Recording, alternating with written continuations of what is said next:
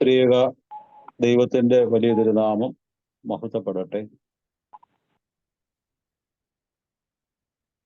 അഭിവന്ദ്യനായ Thomas Mar Ivanios തിരുമേനി, എൻ്റെ സഹപാഠിയും വൈദിക ശുശ്രൂഷയിൽ ഒരുമിച്ച് പ്രവർത്തിക്കുവാൻ ഏറെ ഭാഗ്യം ലഭിച്ച ബഹുമാനപ്പെട്ട ഐസക് ബി പ്രകാശ് അച്ഛൻ, വന്യ വൈദിക ശ്രേഷ്ഠരെ, MMVSന്റെ പ്രിയപ്പെട്ട പ്രവർത്തകര്, കുടുംബാംഗങ്ങളെ, ക്രിസ്തയേശുവിന്റെ ധന്യനാമത്തിൽ ഏവർക്കും സ്നേഹവന്ദനം. പ്രത്യേകിച്ച് അച്ഛൻ ഓർപ്പിച്ചതുപോലെ ബഹുമാനപ്പെട്ട അച്ഛനുമായി 4 വർഷം സെമിനാരിയിൽ ഒരുമിച്ച് പഠിക്കുവാനും അതിനേക്കാൾ അപ്പുറമായി അച്ഛൻ്റെ നാട്ടിലുള്ള പ്രിയപ്പെട്ട മാതാപിതാക്കളും സഹോദരങ്ങളുമായിട്ടൊക്കെ ഏറെ അടുത്ത ബന്ധവും എനിക്കുണ്ട്. പ്രിയപ്പെട്ട അച്ഛൻ ഈ നിമിഷത്തിൽ ദൈവവചന ശുശ്രൂഷയ്ക്കായി എന്നെ ക്ഷണിച്ചതിലുള്ള പ്രത്യേകമായ സ്നേഹവും നന്ദിയും പ്രത്യേകമായി അറിയിക്കുന്നു. ബഹുമാനപ്പെട്ട അച്ഛൻ, വചന ശുശ്രൂഷ എത്ര മിനിറ്റ് അച്ഛൻ? 15 മുതൽ 20 മിനിറ്റ് വരെ പ്രസംഗിക്കാം. ഓക്കെ. ബഹുമാനപ്പെട്ട അച്ഛൻ ഓർപ്പിച്ചതുപോലെ പരിശുദ്ധ ദൈവമാതാവിൻ്റെ പെരുന്നാൾ ആഘോഷിക്കപ്പെടുന്ന ഒരു സന്ദർഭമാണല്ലോ. തീർച്ചയായും നമ്മുടെ ആത്മീയ ജീവിതത്തിന് ഉതകുന്ന ധാരാളം സവിശേഷതകൾ പരിശുദ്ധ ദൈവമാതാവിൽ നമുക്ക് കാണുവാൻ, വിശുദ്ധ വേദപുസ്തകത്തിലൂടെ നമുക്ക് കാണുവാനായിട്ട് കഴിയും. ഒരു പരിശുദ്ധന്റെയോ ശുദ്ധിമതിയുടെ പെരുന്നാൾ നാം ആചരിക്കുമ്പോൾ തീർച്ചയായും അവരുടെ ജീവിതത്തിൻ്റെ സജീവമായ മാതൃക നമ്മുടെ ജീവിതത്തിൽ ഉൾക്കൊള്ളുകയും അത് മുഖാന്തരം വചനത്തിൻ്റെ പ്രകാശനം നമ്മുടെ ജീവിതത്തിൽ ഉണ്ടാകുമ്പോഴാണ് ഏതൊരു പെരുന്നാളും സ്വാർത്ഥകമായി തീരുന്നത് എന്ന് നമുക്കെല്ലാവർക്കും അറിയാമല്ലോ. വിശുദ്ധ ദൈവമാതാവിനോട് ബന്ധപ്പെട്ട് ഇന്നത്തെ അല്പസമയത്തെ ധ്യാനത്തിനായിട്ട് ഞാൻ നിങ്ങളുമായി പങ്കുവെക്കുന്ന വേദഭാഗം വിശുദ്ധ മത്തായി ശ്ലീഹായുടെ സുവിശേഷം 12-ാം അധ്യായം 49-ഉം 50-ഉം വാക്യങ്ങളാണ്. ശിഷ്യന്മാരുടെ നേരെ കൈ നീട്ടി, ഇതാ എൻ്റെ അമ്മയും എൻ്റെ സഹോദരന്മാരും, സ്വർഗസ്ഥനായ എൻ്റെ പിതാവിൻ്റെ ഇഷ്ടം ചെയ്യുന്നവൻ എൻ്റെ സഹോദരനും സഹോദരിയും അമ്മയും ആകുന്നു എന്ന് പറഞ്ഞു. കർത്താവിൽ പ്രിയരെ, ഈ വേദഭാഗം നമുക്ക് വളരെ സുപരിചിതമാണ്. യേശുതമ്പുരാന്റെ വളരെ ദീർഘമായ ഒരു പ്രഭാഷണത്തിന്റെ ഇടത്തിൽ അവന്റെ അമ്മയും സഹോദരന്മാരും യേശുവിനെ കാണുവാനായിട്ട് വരുന്നു. എന്നാൽ പുരുഷാര നിമിത്തം കർത്താവിനോട് സംസാരിക്കുവാൻ അവർക്ക് കഴിഞ്ഞില്ല. അവിടെ നിന്ന ആരോ ഒരാൾ യേശുവിനെ അറിയിക്കുകയാണ്, നിന്നോട് സംസാരിക്കുവാൻ ആഗ്രഹിച്ചുകൊണ്ട് നിന്റെ അമ്മയും സഹോദരന്മാരും പുറത്ത് കാത്തു നിൽക്കുന്നു എന്ന്. അപ്പോൾ യേശുതമ്പുരാൻ അവരോട് ആ സന്ദർഭത്തിൽ ചോദിച്ചതാണ്, എൻ്റെ അമ്മ ആര്, എൻ്റെ സഹോദരന്മാരാണ് ആര്? ശിഷ്യന്മാരുടെ നേരെ കൈനീട്ടിക്കൊണ്ട് കർത്താവ് പറയുന്നു, ഇതാ എൻ്റെ അമ്മയും സഹോദരന്മാർ. സ്വർഗസ്ഥനായ എൻ്റെ പിതാവിൻ്റെ ഇഷ്ടം ചെയ്യുന്നവൻ അത്രേ എൻ്റെ സഹോദരനും സഹോദരിയും അമ്മയുമാകുന്നു എന്ന് പറഞ്ഞു. ഒരു പക്ഷേ വിരുദ്ധ ഉപദേശക്കാർ യേശുതമ്പുരാൻ തൻ്റെ മാതാവിന് അത്രത്തോളം പ്രാധാന്യം കൊടുത്തിരുന്നില്ല, മാതൃസ്ഥാനത്തിന് കൊടുത്തിരുന്നില്ല എന്ന് പറയുവാൻ ഉപയോഗിക്കുന്ന ഒരു വേദഭാഗം കൂടിയാണിത്. എന്നാൽ അമ്മയുടെ മഹനീയ സ്ഥാനം എത്രമാത്രം വലുതെന്ന് കർത്താവ് ചൂണ്ടിക്കാണിക്കുന്ന ഒരു വേദഭാഗമായിട്ടാണ് നമ്മൾ ഇത് കാണുന്നത്. ലോകത്തിലേക്ക് വെച്ച് ഏറ്റവും കൂടുതൽ ഭാഗ്യവതിയായ സ്ത്രീ കന്യകമറിയാം അമ്മ തന്നെയാണ്. കാരണം മനുഷ്യന് ചിന്തിക്കുന്നതിനപ്പുറമായി ഒരു ദൈവത്തിന് തൻ്റെ ഉദരം ജനനം കൊടുക്കുവാനായിട്ട് ഇടയായ ഭാഗ്യം ഒരു കാലത്തും ഒരു സ്ത്രീക്കും ലഭിച്ചിട്ടില്ല. അതുകൊണ്ട് ജഡീകമായി യേശു തമ്പുരാന്റെ അമ്മയാകുവാൻ, ദൈവത്തിന്റെ മാതാവാകുവാൻ കന്യകമറിയാമിന് കഴിഞ്ഞു എന്നുള്ളത് ഏറ്റവും ശ്രേഷ്ഠമാണ്. എന്നാൽ ഈ വചനം കർത്താവ് ഓർമ്മിപ്പിക്കുന്നത് തൻ്റെ അമ്മയെപ്പോലെ ശ്രേഷ്ഠമായ ഒരു വിളി ഓരോ വിശ്വാസിയിലും അവശേഷിക്കുന്നു. ആദ്യമേ ഓർമ്മിപ്പിച്ചതുപോലെ ഒരിക്കലും ജഡീകമായ ഒരു ജനനത്തിന്റെ സാധ്യത അല്ല. അതിനേക്കാൾ അപ്പുറമായി തൻ്റെ അമ്മയെപ്പോലെ, തൻ്റെ അമ്മ എങ്ങനെയാണോ ഇതാ ഞാൻ കർത്താവിൻ്റെ ദാസി, നിന്റെ ഇഷ്ടം പോലെ എനിക്ക് ഭവിക്കട്ടെ എന്ന് പറഞ്ഞുകൊണ്ട് സ്വർഗസ്ഥനായ പിതാവിൻ്റെ ഇഷ്ടം നിറവേറ്റുവാൻ തന്നെ തന്നെ വിട്ടുകൊടുത്തത്, അതുപോലെ ആ അമ്മയാകുവാനുള്ള, ആത്മീയ മാതാവാകുവാനുള്ള ഒരു വിളി ഓരോ മനുഷ്യരിലും അവശേഷിക്കുന്നു, എന്നിലും നിങ്ങളിലും അവശേഷിക്കുന്നു എന്നുള്ളത് വചനം ഓർമ്മിപ്പിക്കുകയാണ്. വിശുദ്ധ കന്യകമറിയാം അമ്മയ്ക്ക് വചനിപ്പ് ലഭിക്കുന്ന സന്ദർഭത്തിൽ അതിനെക്കുറിച്ച് നമ്മളുടെ ആരാധന ശുശ്രൂഷകളിൽ നമ്മൾ പാടുന്നത് കർണത്താൽ അവനെ കൈക്കൊണ്ട് ഉദരെ പേറി എന്നാണ്. ചെവികളിലൂടെ വചനത്തെ സ്വീകരിച്ച്, ഗബ്രിയേൽ മാലാഖയുടെ വചനത്തെ തൻ്റെ കർണം കൊണ്ട്, ചെവി കൊണ്ട് സ്വീകരിച്ച് ദൈവ ചൈതന്യമായി, ക്രിസ്തുവായി അവളുടെ ഉള്ളിൽ വചനത്തെ രൂപാന്തരപ്പെടുത്തുവാൻ കഴിഞ്ഞു. പരിശുദ്ധനായ യോഹന്നാൻ ശ്ലീഹായുടെ ഭാഷയിൽ നാം ചിന്തിക്കുമ്പോൾ വചനം ജഡമായി തീർന്നു, കൃപയും സത്യവും നിറഞ്ഞവനായി നമ്മുടെ ഇടയിൽ പാർത്തു. ആദിയിൽ ദൈവമായിരുന്ന വചനം, ദൈവത്തോടു കൂടെയായിരുന്ന വചനം, കന്യകമറിയാം അമ്മയിലൂടെ ദൈവവചനം അവൾ ശ്രവിച്ച് അവൾക്ക് വചനത്തെ ജഡം ധരിക്കുവാനുള്ള മഹനീയമായ ഭാഗ്യം ലഭിച്ചു. ഒരു പരിധിവരെ നാം ഇത് ചിന്തിക്കുമ്പോൾ തീർച്ചയായും ഈ ഒരു ഭാഗ്യത്തിലേക്കുള്ള വിളി, വചന കേൾവി ലഭിക്കുന്ന നമുക്കെല്ലാവർക്കുമുണ്ട്. ദൈവവചനം കേൾക്കുവാൻ ഇന്ന് നമുക്ക് ധാരാളം സാധ്യതകളുണ്ട്. പക്ഷേ അമ്മ ദൈവവചനത്തെ, തൻ്റെ ചെവികളിലൂടെ കേട്ട ദൈവവചനത്തെ ദൈവ ചൈതന്യമായി രൂപാന്തരപ്പെടുത്തിയതുപോലെ എത്രമാത്രം ദൈവവചനത്തെ നമ്മുടെ ഹൃദയങ്ങളിൽ ഉൾക്കൊണ്ട് നമ്മുടെ ഉള്ളിൽ ഒരു ക്രിസ്താരൂപി പ്രബലപ്പെടുന്നു, ജീവൻ വിൽക്കുന്നു എന്നുള്ളത് നാം തന്നെ ശോധന ചെയ്യേണ്ടതാണ്. പരിശുദ്ധനായ പത്രോസ്ലീഹ എഴുതിയ 1-ാം ലേഖനം 23-ാം വാക്യത്തിൽ നമ്മളെ ഇപ്രകാരം ഓർമ്മിപ്പിക്കുന്നു: കെടുന്ന ബീജത്താലല്ല, കെടാത്തതിനാൽ നിലനിൽക്കുന്നതും ജീവനുമുള്ള ദൈവവചനത്താൽ തന്നെ നമ്മെ വീണ്ടും ജനിപ്പിച്ചിരിക്കും. വചനത്തെ ഒരു ബീജ സ്വഭാവത്തോട് കൂടിയാണ് ചിത്രീകരിക്കുന്നത്. ഒരു ജനനം കൊടുക്കുന്ന ഒരു ബീജ സ്വഭാവത്തോടു കൂടി തന്നെയാണ് വചനത്തെ ഇവിടെ സൂചിപ്പിച്ചിരിക്കുന്നത്.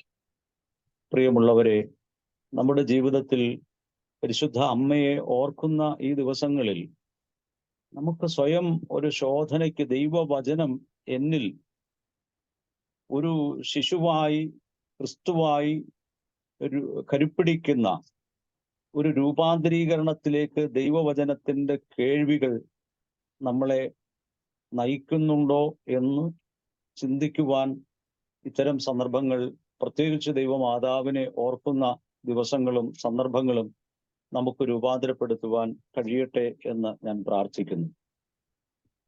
അതോ ധാരാളം വചനം നമ്മുടെ വയസ്സിൻ്റെ എണ്ണമനുസരിച്ച് ഒരുപാട് ദൈവവചനം കേട്ടിട്ടും അതൊരു വചനം നമ്മളിൽ ബലപ്പെടുന്ന, ക്രിസ്തുവായി രൂപാന്തരപ്പെടുന്ന, ക്രിസ്തുവിൻ്റെ അമ്മയാകുവാനുള്ള ഭാഗ്യകരമായ വിളിയിലേക്ക് നമ്മളെ നയിക്കാതെ പലപ്പോഴും അത് ചാപിള്ളകളായി ദൈവവചനം പരിണമിക്കുന്നുണ്ടോ എന്നുള്ളതും നമ്മൾ സ്വയം ശോധന ചെയ്യേണ്ടതാണ്.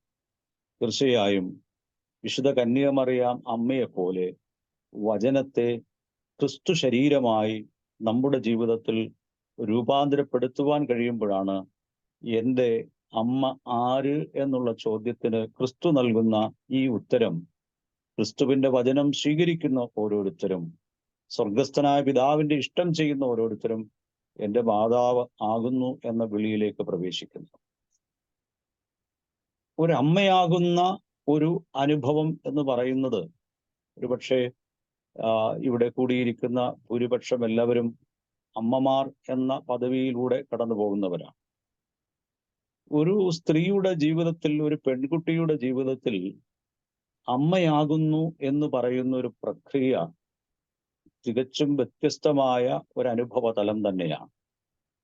നമുക്കറിയാം, ഒരു പെൺകുട്ടി അമ്മയാകുന്നതിന് ചില വ്യത്യസ്ത ലക്ഷണങ്ങൾ അല്ലെങ്കിൽ ചില വ്യത്യസ്തമായ അനുഭവങ്ങളിലൂടെ ആ പെൺകുട്ടി രൂപാന്തരപ്പെടുന്നതാണ് നമ്മൾ അമ്മയാകുന്ന ഒരവസ്ഥയിൽ കാണുന്നത്. ആദ്യത്തെ ചില ലക്ഷണങ്ങളെ കുറിച്ച് മനസ്സിലാക്കുമ്പോൾ ചില താല്പര്യങ്ങളുടെ തകിടം മറിച്ചിലാണ് സാധാരണ ഒരു പെൺകുട്ടി ഗർഭവതിയാകുമ്പോൾ ഉണ്ടാകുന്ന ഒരു പ്രധാന ലക്ഷണം.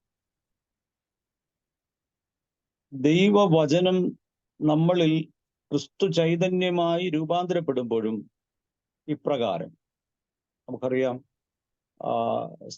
പെൺകുട്ടികൾ അമ്മയാകുമ്പോൾ ആദ്യ കാലഘട്ടങ്ങളിലൊക്കെ അവർക്ക് ഇതുവരെ ഇഷ്ടപ്പെട്ട പലതും അനിഷ്ടമാകാം.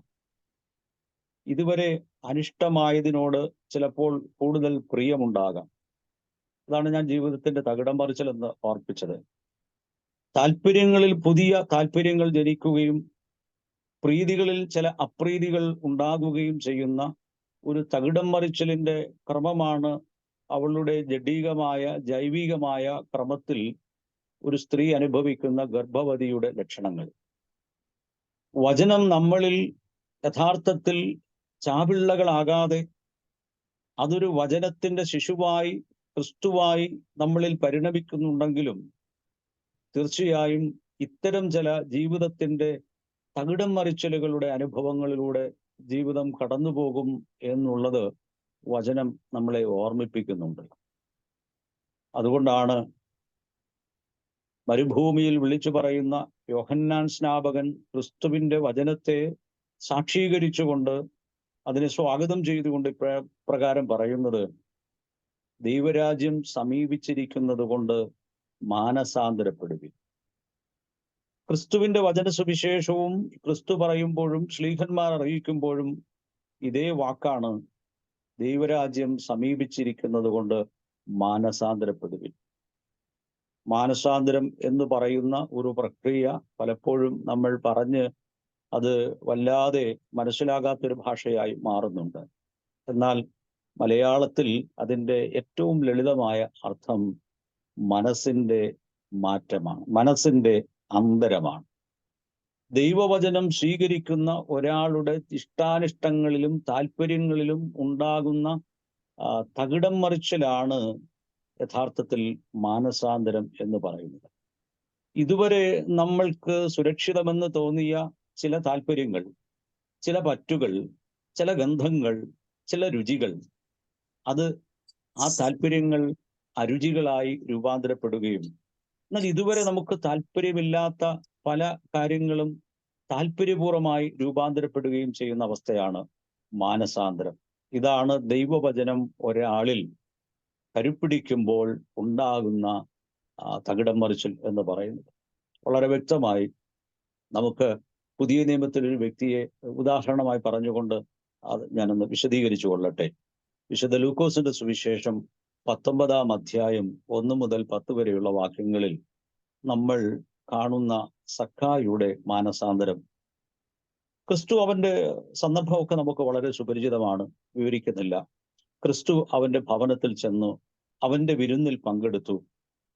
ക്രിസ്തുവിന് അവൻ പറയുകയാണ്, ഇതാ ഞാൻ എൻ്റെ വസ്തുക്കളിൽ പകുതി ദരിദ്രർക്ക് കൊടുക്കുന്നു. ചതിവായി ആരെങ്കിലും നിന്ന് ഞാൻ വാങ്ങിയിട്ടുണ്ടെങ്കിൽ 1-ന് 4 പകരം കൊടുക്കുന്നു. എന്താണ് മാനസാന്തരം എന്ന് പറയുന്നത്? നമുക്കറിയാം, സഖായിയുടെ ജീവിതത്തിൽ ഇന്നലെ വരെയുള്ള വീക്ഷണങ്ങളിൽ നിന്നും വ്യത്യസ്തമായി അയാളുടെ ജീവിത സാഹചര്യങ്ങളൊന്നും മാറ്റപ്പെടുന്നില്ല. അയാൾ ഇന്നലെ പോയ ചുങ്കം പിരിവിന് നാളെയും പോകുമായിരിക്കാം. പക്ഷേ ഇന്നലെ കണ്ട എൻ്റെ ദർശനങ്ങളിൽ നിന്നും വ്യത്യസ്തമായ ഒരു കാഴ്ചപ്പാടിലേക്ക് ജീവിതം മാറുകയാണ്. ഇന്നലെ വരെ അയാൾ ഓരോ മനുഷ്യരെയും കാണുന്നത് നാളെയും അയാൾ ആ മനുഷ്യരെ തന്നെ കാണാൻ പോകുന്നതാണ്. പക്ഷെ ഇന്നലെ അയാൾ മനുഷ്യരെ കണ്ടത് അവന്റെ പോക്കറ്റിലുള്ളത് എങ്ങനെ ചതിവായി എൻ്റെ പോക്കറ്റിൽ നിറയ്ക്കാം എന്നുള്ളതാണ്. ഓരോ മനുഷ്യനും തനിക്ക് ജീവിക്കാനുള്ള ഒരു ഉപാധിയായി കാണുന്ന ഒരു കാഴ്ചപ്പാടായിരുന്നു അയാളുടെ ചുറ്റുപാടുള്ള മനുഷ്യരോടുള്ളത്. അതിനുവേണ്ടി അയാൾ ചെയ്യുന്ന ഏത് ചതിവും അത് ന്യായമായി തന്നെയാണ് അയാൾക്ക് തോന്നിയത്. എന്നാൽ ക്രിസ്തു അയാളിൽ രൂപപ്പെടുമ്പോൾ, ക്രിസ്തു അയാളുടെ ജീവിതത്തിന്റെ അതിഥിയാകുമ്പോൾ, അയാളുടെ ഭവനത്തിനുള്ളിലാകുമ്പോൾ തീർച്ചയായും അയാളുടെ മാനസാന്തരം ഇന്നലെ കണ്ട മനുഷ്യർ എൻ്റെ അന്നത്തിനുള്ള വഴിയായിരുന്നെങ്കിൽ ഇന്ന് ഞാൻ മനുഷ്യരെ കാണുമ്പോൾ എനിക്കെന്ത് അവർക്ക് കൊടുക്കാം എന്നുള്ളതാണ്, എനിക്കെന്ത് അവർക്ക് പങ്കുവയ്ക്കാം എന്നുള്ളതാണ് മനുഷ്യരോടുള്ള അയാളുടെ ചിന്ത. എൻ്റെ വസ്തുക്കളിൽ ഞാൻ പകുതി ഞാൻ ദരിദ്രർക്ക് കൊടുക്കുന്നു. അത് മാത്രമല്ല, എൻ്റെ വഴികളിൽ ചതിവായി വാങ്ങിയിട്ടുണ്ടെങ്കിൽ അതിന് പ്രായശ്ചിത്തം ചെയ്യുവാൻ ഞാൻ സന്നദ്ധനാകുന്നു. 1-ന് 4 വീതം പകരം കൊടുക്കുവാനുള്ള സന്നദ്ധത എന്നാണ് ഞാൻ പറഞ്ഞത്. യഥാർത്ഥത്തിൽ മാനസാന്തരം എന്ന് പറയുന്നത് ഈ നമ്മളുടെ ജീവിതത്തിന്റെ താല്പര്യങ്ങളിൽ ഉള്ള ഒരു തകിടം മറിച്ചിലാണ്, ഇഷ്ടാനിഷ്ടങ്ങളിൽ ഉണ്ടാകുന്ന ഒരു തകിടം മറിച്ചിലാണ്.